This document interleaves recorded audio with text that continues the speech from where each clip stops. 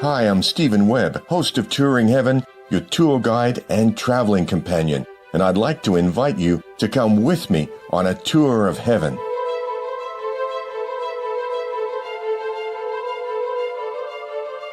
This is, of course, about going to China, but not the physical, transient China you've seen on the screen. Crowded streets, traffic noise, masses of neon signs, and miles of square apartment buildings. Where we're going is to the eternal China. China the beautiful, the etheric level of China that's a part of heaven. We're going there in our etheric body, while our physical body is fast asleep at home. Take your time with your prayers and meditations, and relax. Look up for our escort angels, and we'll set a heading for Kuan Yin's Temple of Mercy in the Etheric Hills north of Beijing.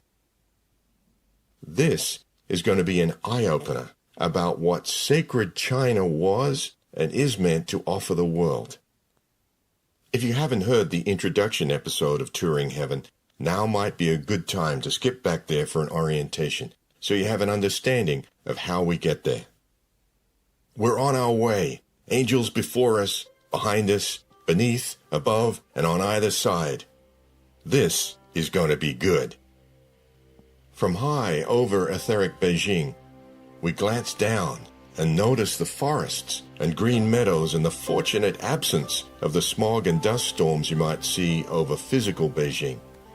Just north of there, in the etheric wooded hills, we see a large temple complex, appearing from above as golden concentric circles set within a forest.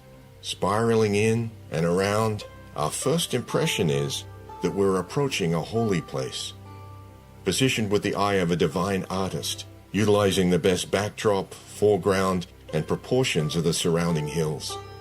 And angling in at a lower altitude, we see circular pagodas set in feng shui perfect landscaping, and even closer we can feel that it's special. A place of crystalline pink rays in the air, divine beauty, the feeling of comfort, conveyed by the balance of earth, air, fire, and water elements, the calming, quintessential essence of Chinese culture. We can see the temple complex is centered on a 6-story, gold-domed pagoda surrounded by ponds, bridges, and finely detailed landscaping. Then there are 12 4-story pagodas evenly placed around the glistening central temple. The balanced hues and shades of the landscaping, trees, gardens, ponds, and winding paths between the temples sends out a feeling of relaxation and well-being. We're just about to touch down on lawn surrounded by cherry blossom trees, but it's like we're gently descending into a huge sphere of millions of pink petals. The feeling is of indescribable softness around us. It's such a relief to be here, inside a fragrant pink canopy, a masterpiece of divine nature. On the ground, our guide is waiting for us, a lady master, gracious and elegant, open and friendly as we soon find out. She reminds us of Gautama, observant of our interests. But this is heaven, so the surprises begin right away. While we're certainly relaxed and at peace in this fantastic place, it seems we're also expected to be focused and alert. In the physical China, there'd be lengthy rituals for socializing, dining, and small talk. In the etheric China, conversation begins without formality on the mind of God. Our guide comments that the mind of God perceives the integration of all things as an interdependent whole. She introduces us to the musical tones associated with each of the 12 outer temples. We know about the major and minor tones within a piano scale, but this is deeper. At the entrance to each temple, specially tuned wind chimes made of crystal and precipitated metal move in the breeze and sound the notes related to the divine quality of that temple. Who knew that the formless qualities of God could be expressed as musical keynotes? Our guide invites us to experience the continuing sound and radiance while we tour the flame rooms and classrooms on the 4 levels of all 12 temples. Hearing the chimes triggers long-forgotten feelings that bypass the mind. The feelings are of upwelling fountains of love that we don't normally talk about because we don't normally feel this way. Too surprised to speak about our newfound capacity to feel love, we access the second, third, and fourth levels from a stairway spiraling up and around the outside of the pagoda-style temples. The chimes greet us again in the breezeway at each landing, and the Lady Master asks us to describe what we're hearing. Apparently, the sound of wind chimes isn't a detailed enough answer. It becomes clear she's a musician of great attainment as she presents us with the spiritual understanding of the notes we're hearing. There's a yin and a yang, she says, or plus and minus polarity of each temple's specific divine quality, expressed as the vibratory frequency of musical notes. The key, we understand, is that there are 12 divine qualities: power, love, mastery, control, obedience, wisdom, harmony, gratitude, justice, reality, vision, and victory. These are difficult terms to define accurately in worldly speech, but are apparently fixed values for definition in etheric music. It's too much for the mind, but it's okay because we can feel the difference in the 12 chime qualities, each with a yin and a yang aspect, like immediately sensing the feminine and masculine version. Coming back full circle to the temple where we started, we hear the synthesis of the 12 cardinal aspects of the divine word in the interplay of masculine and feminine harmonies expressed not as single notes, but as an unusually attractive symphony of crystalline clear music. This was and is the origin and source of Chinese and Asian music. Our guide recognizes our need to absorb this sensory revelation in the heart, in complete outer silence. The combined chimes swirl inside us as a crystal-clear symphony, felt within rather than heard. A beautiful statement of identity. It's God speaking through music. Formless qualities taking form as harmonious woven spirals of perfect music. It's so precise in its way of representing impersonal divinity and so different from the personality of Western music. We're a little awed as we realize God has just spoken to us, describing one of the ways of knowing the divine identity. Are we expected to respond? How do we describe our divinity in music? Our guide seems to be reading our thoughts, and she laughs. You could spend hours with experts in your world debating the origin, structure, and meaning of Chinese music, she says. But the real source is in far higher realms. And as for your identity, be patient.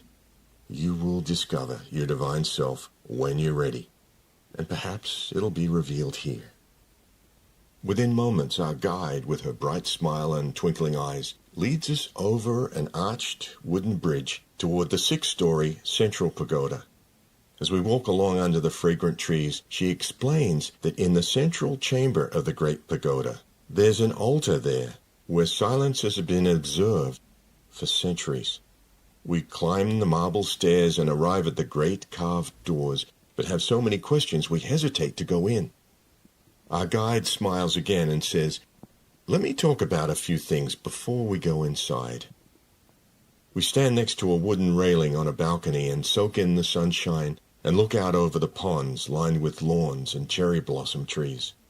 She explains that creation is continuous from the one source, and the design for creation is first expressed in form as integrated symphonies of light and sound, and then stepped down in vibration into what we can see and touch. This symphonic expression could be described as the cosmic hum, coming from, in its simplest term, the great hub. The continuous variations in the symphony are the music of the spheres, the etheric sounds of the universe as God designed it. What we heard in the outer temples as the musical synthesis of the 12 divine qualities is a stepped-down representation of that cosmic hum. Silence is observed inside the central temple here, she says, because the cosmic hum is reproduced continuously as the integration of the 12 qualities and their polarities, the yin and yang of each. This is for a far more practical purpose than a pleasant echo of the great hub. The cosmic hum, the integration or synthesis itself, has a divine quality, and it is mercy. In the central altar chamber, the cosmic hum emanates from a rose-pink mercy flame that pulsates in a golden urn. It is that radiance you feel and cherish. The warm sunshine and sweet fragrance from nearby flower beds anchors us to the here and now outdoors, but the gravity of the explanation about what's indoors is almost more than we can absorb.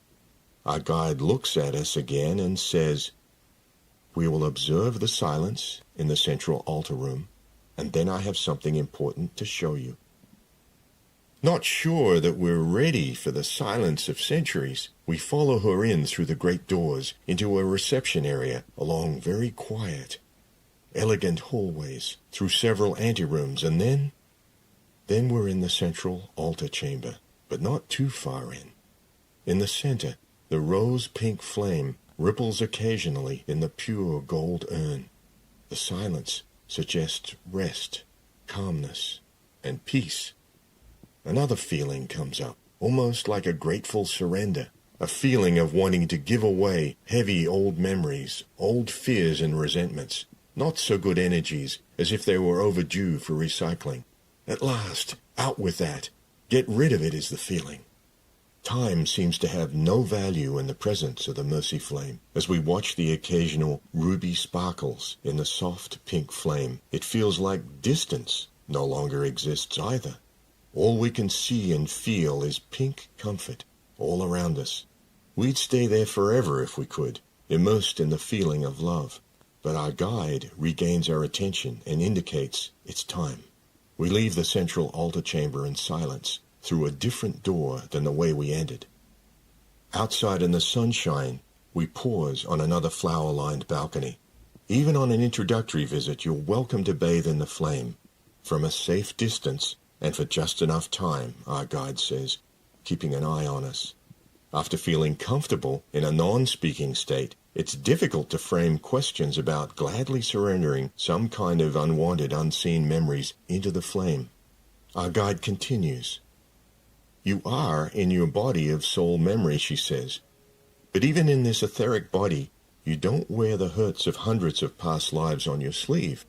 For sanity, you filed them in the too difficult to deal with drawer, tucked into your subconscious long ago. The flame tugged them out because you were ready for them to go. They were portions of energy imprinted with pain, and they were changed into a higher form in the flame. Now, I have something more to show you. Rather than going back through the gardens to the outer temples, we go on, up the exterior spiral stairway to the third floor of the central pagoda.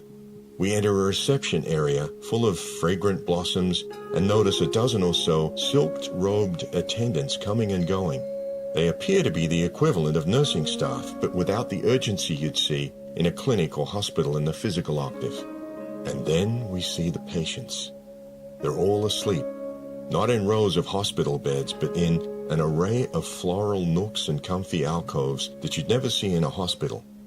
They all appear to be treated like VIPs, with their own private enclosed area, saturated in soft clouds of violet and pink. We walk quietly past their alcoves and stop by a window to listen to our guide. There are many more than these that you'll see, she says. They will not wake soon, nor will they be going back to their sleeping bodies like you. Their physical bodies have passed on, but their souls are not yet ready to return to another physical life. She pauses and turns to look out the window at the trees and ponds below. Do you remember seeing some sleeping souls in the Temple of the Resurrection?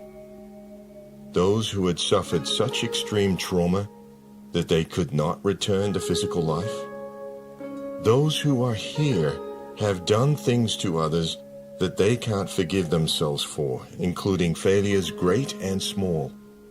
In their post-life review, to their credit, they realized the harm they'd caused and acknowledged responsibility, but they couldn't cope with what they'd done.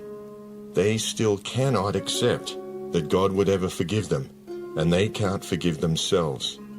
They have their karma to deal with and are in torment. But if they felt they were unable to repay the debt to life, they would not be able to function in your world. And so these souls sleep here in the radiation of the forgiveness flame, which, as you can see and feel, is pink and violet, until they absorb enough to consider waking, forgiving, and serving here for a while.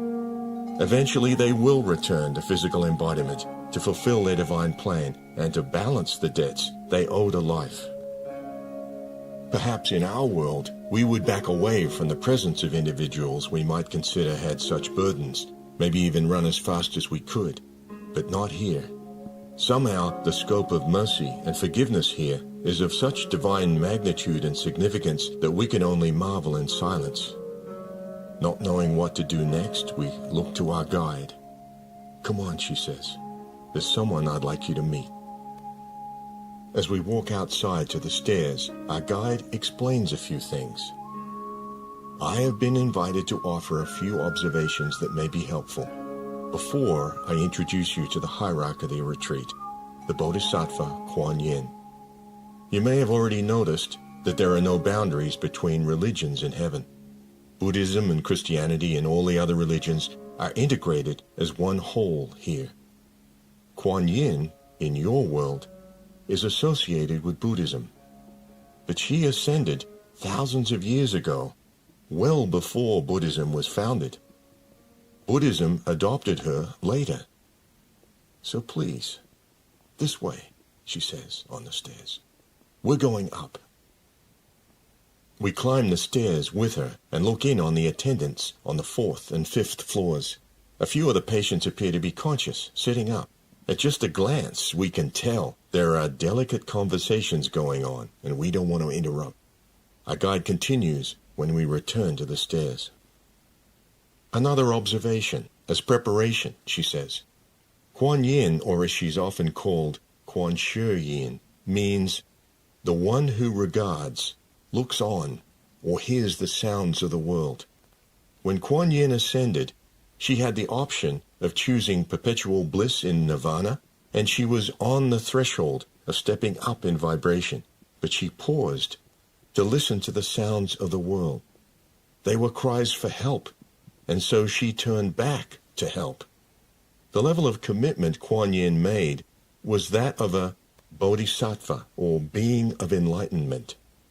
A bodhisattva is someone who's destined to become a Buddha, but has foregone the bliss of nirvana with a vow to save all children of God, meaning to assist them until they all ascend from the physical world. One does not take that vow lightly. As we reach the 6th floor, our guide pauses to offer a final observation. Think of the qualities of God that could be described as mercy, compassion, and forgiveness. They're formless ideas, just ideas, until someone puts them into action and makes them personable, affecting real change. The highest representative of those impersonal qualities, expressing them personally, is Kuan Yin. We're led into a reception area on the 6th floor and presented to a beautiful, serene lady in white silk waiting for us in the center of the room. The lady smiles warmly and bows her head. She radiates kindness and comfort, and we feel the same sense as when we arrived, of relaxing into a bed of 1,000,000 pink rose petals. Our guide turns to us and says, "Please allow me to introduce you to the hierarch of the Temple of Mercy, the Ascended Lady Master, Kuan Yin." Our tour guide steps back and Kuan Yin invites us to be seated at a round table where she pours tea for us. She asks if we had noticed the guests of the temple on the various floors and comments that they will all graduate from their current state of incapacity because of the power of forgiveness. She explains that forgiveness is the resolution of harmony between every part of God. What surprises us is her statement that forgiveness is actually a law, and by this law, our errors are set aside to give us time and opportunity to develop our Christ consciousness. Training in this law, she says, is necessary because it's not understood in our world. But forgiveness is not the balancing of karma, Kuan Yin says. It is the setting aside of karma whereby you're given the freedom in renewed creativity to conquer, to go forth, to make things right, without that heavy burden, that weight of sin. And when you come to that place where you have further attainment, then, according to the law of forgiveness, that karma that was set aside is returned to you. And in your heightened state of consciousness, in the plane of self-mastery, you're quickly able to place in the flame that substance for transmutation and to pursue your higher calling. Kuan Yin then offers us an example where if someone stole your purse or wallet and then he or she told you they were sorry for taking it, you might forgive him or her, but the matter isn't closed, karmically speaking, until they return that item to you with all the money intact, or they make whatever restitution is necessary. Forgiveness isn't the balancing of karma, it's the setting aside of karma temporarily, so that you don't have to carry a burden you don't understand yet, or don't have the mastery to repay. Forgiveness buys time to gain the maturity needed to repay the debt. Consider if the situation was not about a wallet, but a massacre, intentional or unintentional. How much love, mastery, and maturity would be needed to repay that debt? Part of the training in the law of forgiveness that Kuan Yin refers to involves the saying, "Let bygones be bygones, forgive and forget." She tells us that if you can still resurrect the memory of a wrong that has been done to you, then you haven't truly forgiven. In order to forgive, the record and memory must be dissolved. The record and memory are like scar tissue. If they're retained in the subconscious, they tie up the energy from the event indefinitely. Kuan Yin promises that on subsequent visits, we would be able to take classes on what record and memory meant, to actually understand that all events, good, bad, and otherwise, are recorded in God's memory in ourselves. Jesus' teaching on the law of forgiveness is identical because the law is as old as mankind's need for it. There is a proven path to freedom from the heaviest karma, she says, and it can be learned and mastered. Then she rises and walks to the stairs. Looking over the cherry blossom trees and ponds, Kuan Yin suggests that in the coming days we'll be offered an opportunity in our waking physical state to be tested. Situations could come up where a wrong may occur, and we'll be prompted to choose a negative response or a forgiving one. Afterward, an intuitive prompt will allow us to review the consequence of our choice. Such tests would determine which class we would join when we arrive here again for more training. We feel a prompt to return Kuan Yin's graceful bow and her smile as we say goodbye and rejoin Our Lady tour guide at the next landing. It feels natural to tell our friend how surprisingly easy it was to take in concepts we hadn't heard before or had long forgotten, and how comfortable it felt to be so close to Kuan Yin. We take our time going down the stairs, across the bridge, and into the gardens. Think about that idea of being that close, our guide says, stopping under a cherry blossom. Consider that I am an ascended master, but Kuan Yin is a cosmic being. Her awareness not only encompasses this earth, but she is the personification of God's mercy throughout the universe. Moments go by before we're able to gather our thoughts enough to wonder, then why would she talk to us? She is a bodhisattva, our guide says, answering our thoughts. She turned back from nirvana to set all life free. All who come and go from here leave with an inner knowing and certainty that they are loved, that they can go back to the world to try again and to succeed. As we contemplate her words, a bright cloud of sapphire blue and white auras descend from the sky and warm angelic arms reach out to us. It's time for the journey back to our sleeping bodies, back to our world of coping with each day. But there's a moment of realization as we rise skyward. We can come back here any night we choose. We're welcome here in heaven, where it's normal to feel that closeness of being loved as we learn. Tuition is free, and as we know, the travel is free.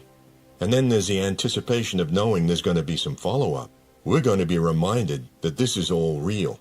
Situations are going to come up where we won't consciously remember any of this, but there will be a prompt after an interaction that we were just tested on forgiveness, and we'll have to look at how we did.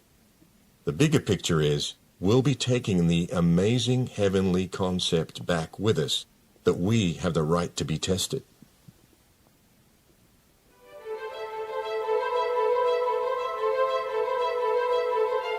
Back here now in our world, I should remind you that the reference source or encyclopedia for each of our tours of heaven is, of course, the Masters and their retreats. You can browse the table of contents or buy the book on AscendedMastersSpiritualRetreats.com, and you can reach me there by email. Next tour, we're in India, in the Etheric foothills above Darjeeling in the Himalayas, to visit our indispensable teacher and master of the will of God, El Moria, in the Temple of Goodwill. Thanks for taking this astounding tour with me to the Temple of Mercy and into the presence of far more love and forgiveness than we're used to. Knowing that we're going to be tested, I can only say, always victory.